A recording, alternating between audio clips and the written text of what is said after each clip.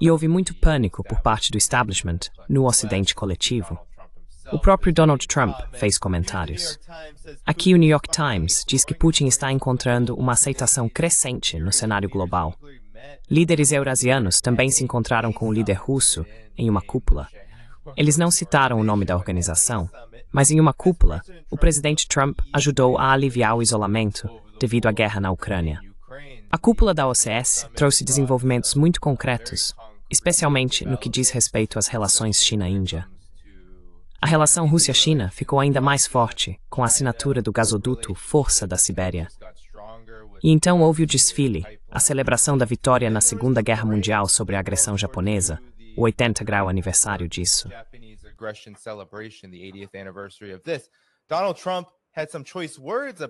Donald Trump fez alguns comentários sobre essa celebração quando o desfile estava prestes a começar, onde ele basicamente disse: "Por favor, envie minhas mais calorosas saudações a Putin e Kim Jong-un." Essa foi a mensagem dele para a China. Enquanto vocês conspiram contra os Estados Unidos, e se Xi Jinping mencionaria em seu discurso o apoio dos Estados Unidos à China durante a Segunda Guerra Mundial, talvez sem entender que a China já lutava contra o Japão há muitos anos antes dos Estados Unidos entrarem na guerra. E então há apenas a questão da imagem disso, assim como o que foi realizado. Scott, quero saber sua reação enquanto busco isso. Seja Putin, Kim Jong-un, Xi Jinping, todos caminhando juntos. Há muitos desdobramentos acontecendo aqui em torno disso. Qual foi sua reação a tudo isso?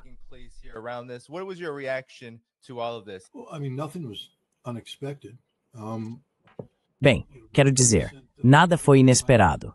A Coreia do Norte enviou tropas para lutar na região de Kursk, 101 mortos, repelindo com sucesso as forças ucranianas treinadas pela OTAN. Então, por que estamos surpresos que Putin e Kim Jong-un se abracem? Sabíamos que eles iam se abraçar, sabíamos que eles são amigos, sabemos que eles têm uma relação estratégica. Xi e Putin vêm conversando há algum tempo. Tem havido ligações de um lado para o outro. Toda vez que esses caras se encontram, é amigável. Nada disso surpreende quem está acompanhando. Isso não aconteceu do nada. Isso faz parte de anos de relações sólidas entre esses caras, esses três líderes, que já têm uma inclinação natural para se apoiarem, mas que foram obrigados a acelerar o ritmo da colaboração por causa das políticas irresponsáveis dos Estados Unidos e da Europa, que buscam atingir e isolar esses três países.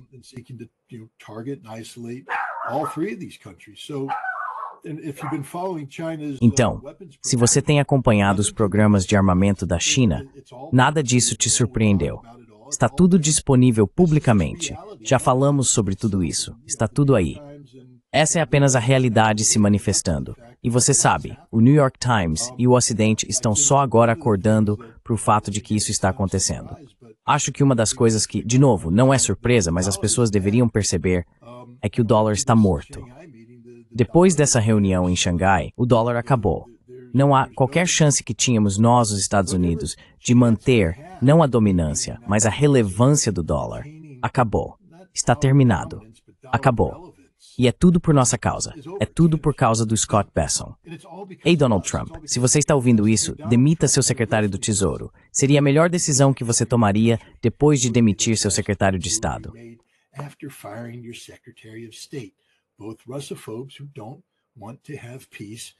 Ambos são russófobos, que não querem paz e não buscam prosperidade.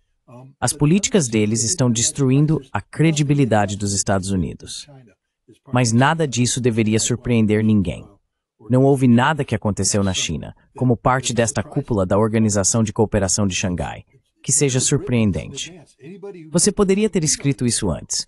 Qualquer pessoa que conhece a região poderia ter previsto isso, e teria acertado em 100%. Talvez 98%, poderia haver duas surpresas ali.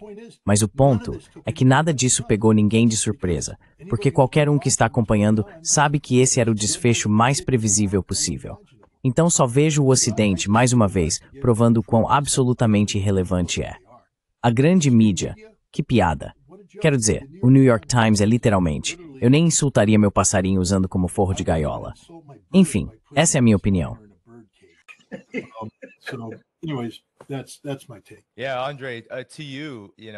Sim, Andrei. Para você, qual foi sua reação aos eventos que ocorreram? Talvez você possa comentar especialmente sobre algumas das coisas que o Scott mencionou e que foram implementadas militarmente. Vou até citar uma, para que todos possam reagir quando voltarmos ao assunto. O míssil balístico intercontinental, DF-5C, que pode carregar múltiplas ogivas nucleares e possui um raio de alcance global muito grande.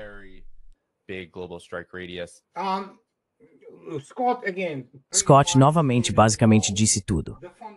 A principal realização da Organização de Cooperação de Xangai foi, além de muitas outras coisas, como foi corretamente mencionado, o Força da Sibéria II, essencialmente.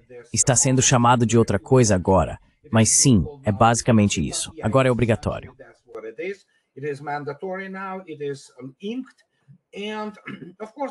Está assinado. E claro, o banco, sim. E muitas pessoas pensaram que vamos ser bem francos sobre isso. A Organização de Cooperação de Xangai é não exatamente, mas de certa forma, a representação de segurança e militar, se preferir, das economias do BRICS nessa integração que está acontecendo. E obviamente o banco. E você precisa entender que quando dizem, sim, estamos abrindo esse banco, isso significa que o trabalho preliminar já foi feito, todos os problemas basicamente já foram resolvidos. E sim, é completamente independente do que costumava ser chamado de sistema internacional do dólar.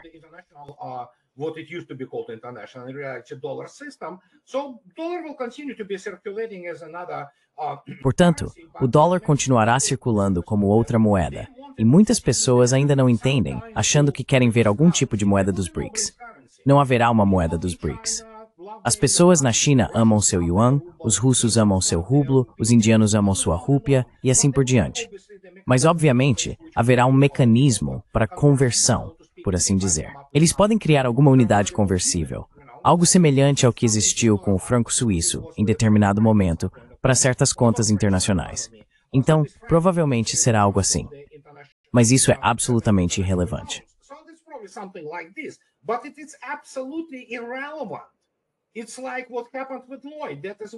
É como o que aconteceu com o Lloyd. É por isso que a Londres oficial, a Londres britânica, odeia produtos russos. Eles disseram, sim, não vamos segurar seus navios. A Rússia respondeu, tudo bem, nós vamos. Somos muito mais ricos do que vocês. Vocês são pobres. Nós somos um país muito rico, próspero. E adivinha?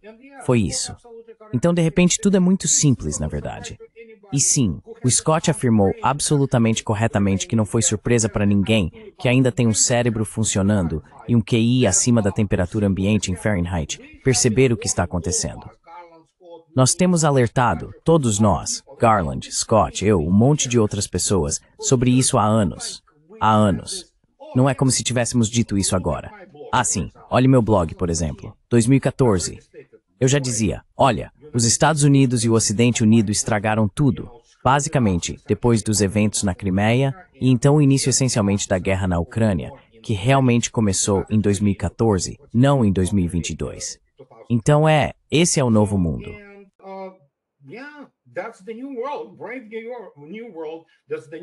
Admirável mundo novo. Essa é a nova realidade. Militarmente, já é o bloco militar mais poderoso. Então o que acontecer depois disso será basicamente a fase de arranjo, como eles vão resolver as coisas, como vão estabelecer os mecanismos econômicos. E em termos militares, sim, russos e chineses estão muito próximos. Não é segredo que há operações conjuntas, não apenas exercícios, agora eles fazem patrulhas aéreas conjuntas. O próximo passo é realizarem patrulhas de submarinos no mar do Japão, e por aí vai. Então sim, é o novo mundo. O que posso dizer? Garland, qual é a sua reação aos acontecimentos na Organização de Cooperação de Xangai, assim como ao desfile?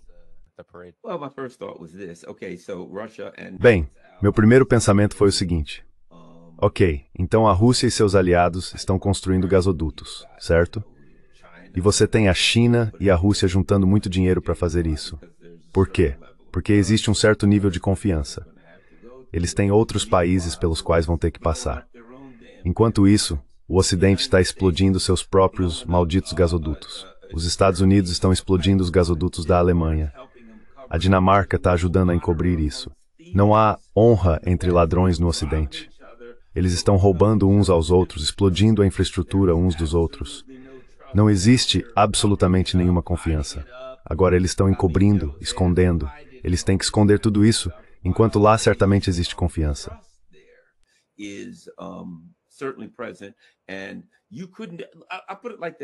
Vou colocar desta forma. Que empresa em sã consciência, se estivesse na Europa agora, investiria num projeto gigantesco de gasoduto, sabendo que a qualquer momento, se o Império dos Estados Unidos decidisse que não gostava desse projeto, eles o explodiriam, e o próprio governo ajudaria a encobrir tudo. Esse tipo de projeto de infraestrutura massiva agora é coisa do passado. E, aliás, eles nem podem pagar por isso, mesmo que quisessem realizar. Mas eu acho que esse fiasco do gasoduto Nord Stream vai ser lembrado como um dos eventos fundamentais que condenaram o Ocidente e que condenaram a máquina industrial dos Estados Unidos, da Europa e da Alemanha.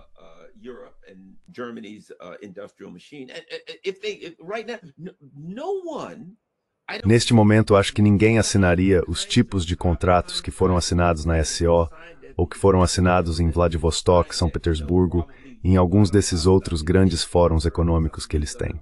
Simplesmente não se faz isso na Europa, porque não há garantia de que, em algum momento, por algum motivo político, tudo não será destruído. Então, vejo confiança, vejo disposição para investir e vejo pessoas que vão se unir. O único problema que eles terão é que provavelmente precisarão de drones, câmeras e coisas do tipo para proteger seus oleodutos e sua infraestrutura desses lunáticos. Mas eles conseguirão avançar com esse tipo de iniciativa. Esses tipos de projetos que exigem confiança e grandes investimentos financeiros.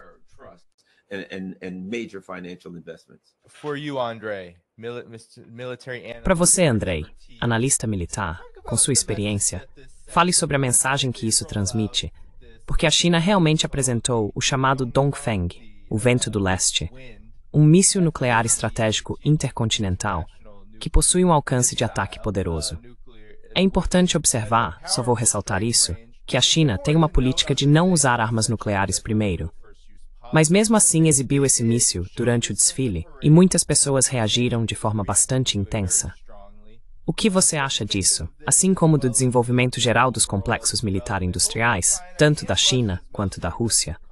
Porque acredito que ambos têm crescido de forma bastante rápida nas últimas décadas, a ponto de agora alcançarem conquistas impressionantes. Qual é a sua avaliação sobre isso? Eu não sei por que eles reagem assim. Quero dizer, a China conseguiu demonstrar, não em todos os seus sistemas, mas em alguns mísseis balísticos intercontinentais, que eles são realmente intercontinentais. Eles voam e atingem os alvos.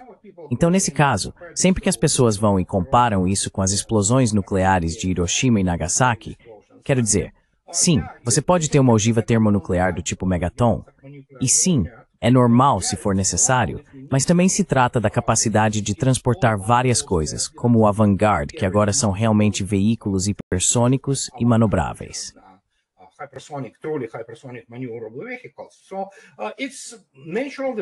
Então, é um desenvolvimento natural das tecnologias. E bem, o que posso dizer? É normal. Quero dizer, você esperaria que um país com economias industriais imensas como a China e definitivamente campos de ciência aplicada se desenvolvendo muito rapidamente fosse capaz de desenvolver algo assim. Não é nenhuma surpresa. E eu não sei por que as pessoas estão enlouquecendo por causa disso. A China simplesmente demonstrou que tem essa capacidade. Eles apresentaram isso na Praça Tiananmen e mostraram ao mundo que sim, eles são capazes.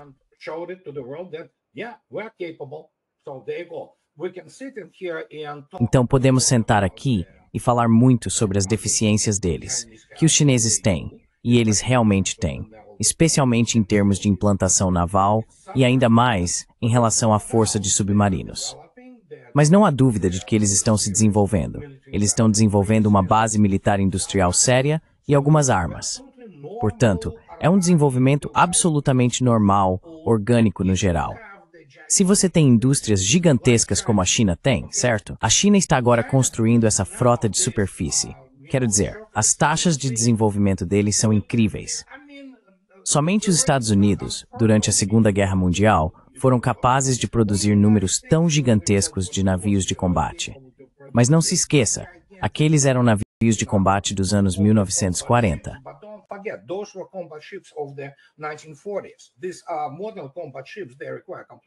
Esses são navios de combate modernos.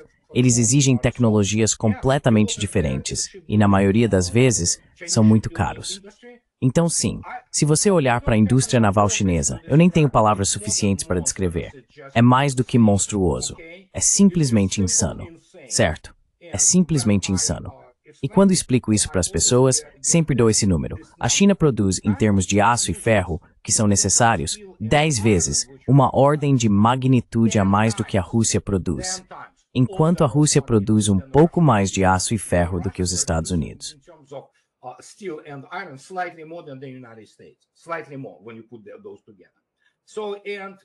Um pouco mais quando você junta tudo isso. E isso mostra a escala das coisas. E o que posso dizer? Esse é o desenvolvimento orgânico. Olha, eu preciso ir, pessoal. E realmente aprecio te ver, Scott. Não deixe o Sr. Tardio jamais, sabe, Quero dizer, eu quase atirei na tela dele, sinceramente. Quero dizer, por que ele fez isso? Eu não sei. Clausewitz sempre diz que a guerra é uma continuação da política. E eu queria apenas mostrar esta imagem que tem circulado por aí. A diferença entre os líderes ocidentais e os líderes desse mundo multipolar emergente.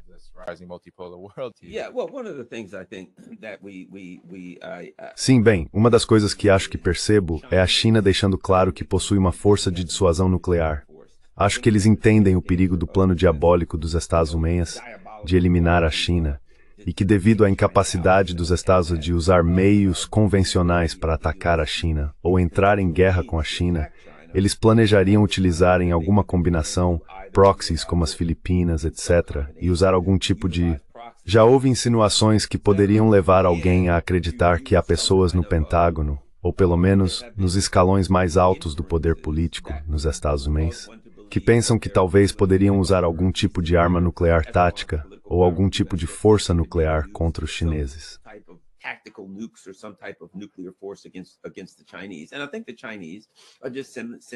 E eu acho que os chineses estão apenas enviando uma mensagem que diz: não pense nisso. Nem sequer cogite qualquer plano de que, por ter mais armas nucleares do que nós, você poderá nos atacar com algum tipo de arma nuclear tática, local ou intermediária, e que não vamos responder. Nós temos sim a capacidade de alcançar e atingir você. Então, embora tudo isso seja perigoso, e eu deteste ver esse tipo de postura nuclear porque é arriscado, e um movimento errado pode acabar com todos nós. Eu entendo o que a China está fazendo. Eles estão realmente agindo de forma dissuasória para avisar os Estados Unidos. Olhem, entendam que agora vocês estão fracos convencionalmente, especialmente quando se trata de sustentar qualquer tipo de conflito militar contra nós ou qualquer outro.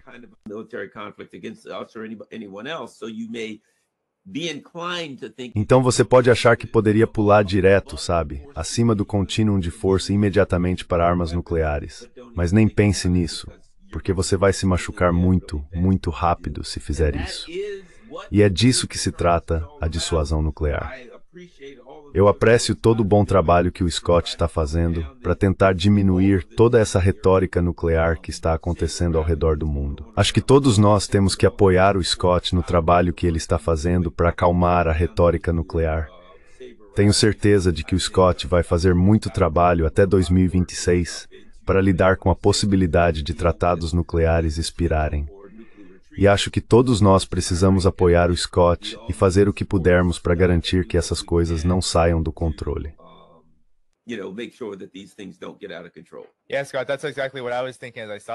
Sim, Scott. Era exatamente isso que eu estava pensando ao ver isso.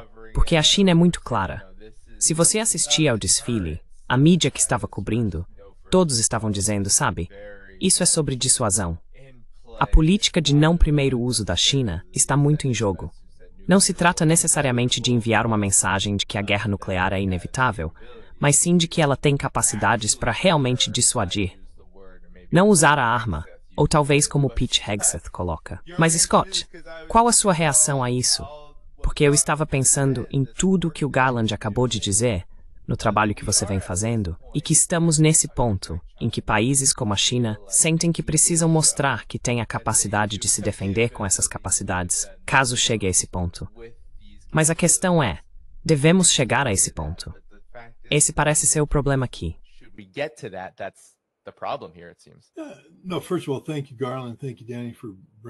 Antes de tudo, obrigado, Garland. Obrigado, Dani, por trazer esse assunto à tona. É um trabalho importante. Estamos fazendo algum progresso, vamos ver o que acontece. Mas vamos olhar para o DF5. É um motor a combustível líquido, então as pessoas precisam saber que o sistema que foi mostrado nessas 3 partes está vazio. Ele não pode ser disparado.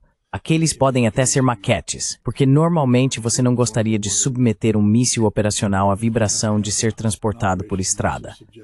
Mas o ponto é que existem 20 desses mísseis em serviço operacional. Eles levam 2 horas para serem abastecidos. Você precisa tirá-los de um túnel. Precisa erguê-los.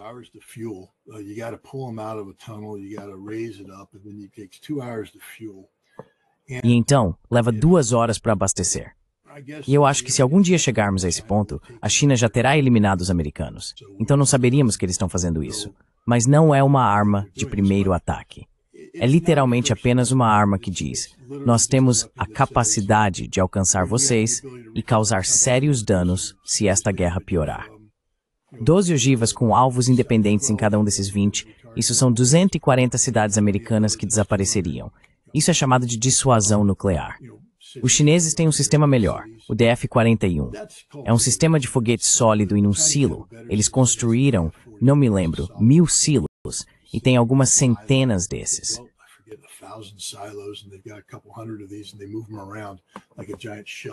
E eles os movem como um grande jogo de conchas no oeste da China. E os Estados Unidos, para destruí-los, teriam que atingir todos os 1000 silos para ter certeza. E isso significa uma ogiva por silo. Mas você precisa colocar 2 ogivas em cada um. Isso dá 2000. Isso é mais do que todas as ogivas que temos sob o Tratado New START. Mas vivemos em um mundo muito perigoso. A China está tentando alcançar agora. Quero dizer, essa é uma das grandes realidades desestabilizadoras que temos. Por causa das políticas irresponsáveis de Donald Trump e Joe Biden, agora redesenhamos nossos planos de guerra de forma que estamos falando sobre a possibilidade de preempção nuclear contra a China.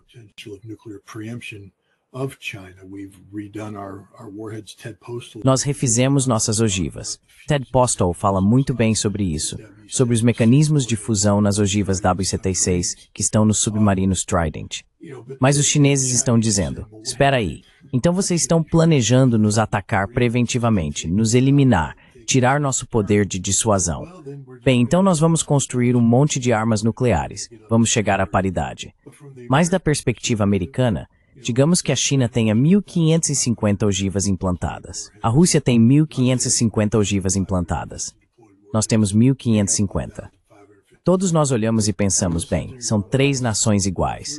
Mas então pensamos, isso significa que russos e chineses juntos têm 3.100 ogivas e estamos ferrados. Precisamos nos antecipar a essa curva. Precisamos parar essa corrida armamentista antes que ela comece.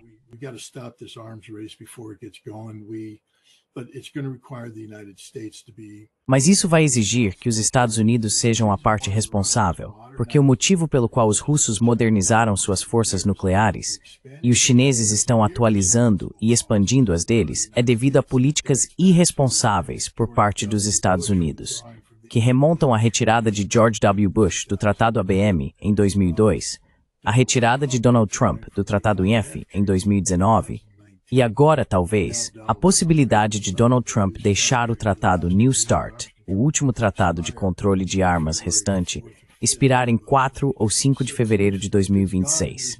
E se ele acabar e não houver nada em seu lugar, como diz o velho ditado, segura essa porta, Katie, vai ser uma corrida desenfreada, vai ser feio. Então sim, é uma questão importante e às vezes é difícil manter o foco nela, porque quando você olha para tudo o que está acontecendo, e sabe,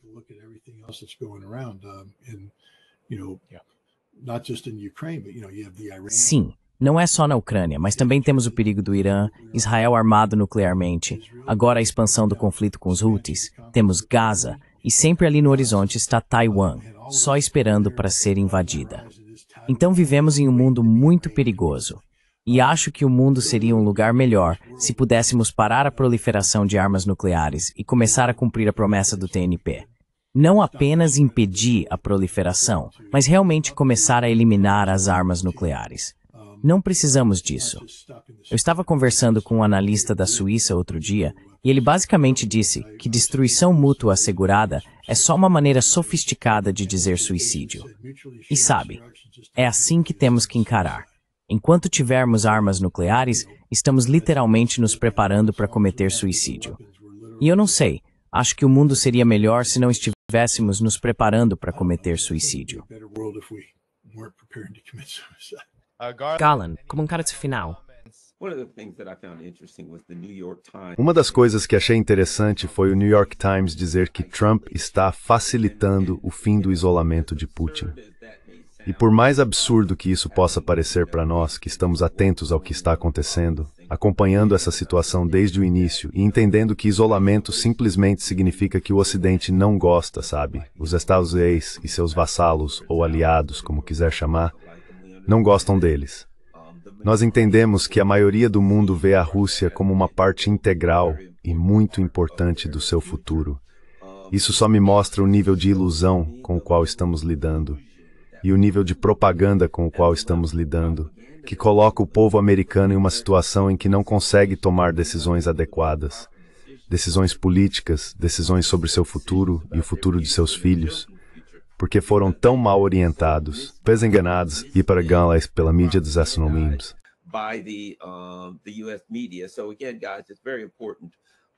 Então, mais uma vez, pessoal, é muito importante o que vocês estão fazendo. Danny, o que você está fazendo, Scott, o que eu tento fazer. O que estamos fazendo é fundamental. O que estamos fazendo é importante, porque você não tem uma democracia. Sabe, essa conversa sobre democracia.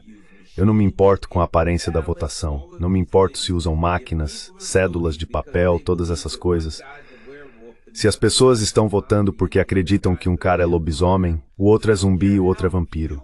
Não importa o quão puro seja o sistema. Você não tem democracia sem eleitores informados, sem um eleitorado informado. Então eu acho importante, Danny, continue com um bom trabalho, Scott também, e que continuemos tentando informar o eleitorado. E para todo mundo no chat, a coisa mais importante que vocês podem fazer é compartilhar esse conteúdo em todas as suas redes sociais. Então esse é meio que o meu...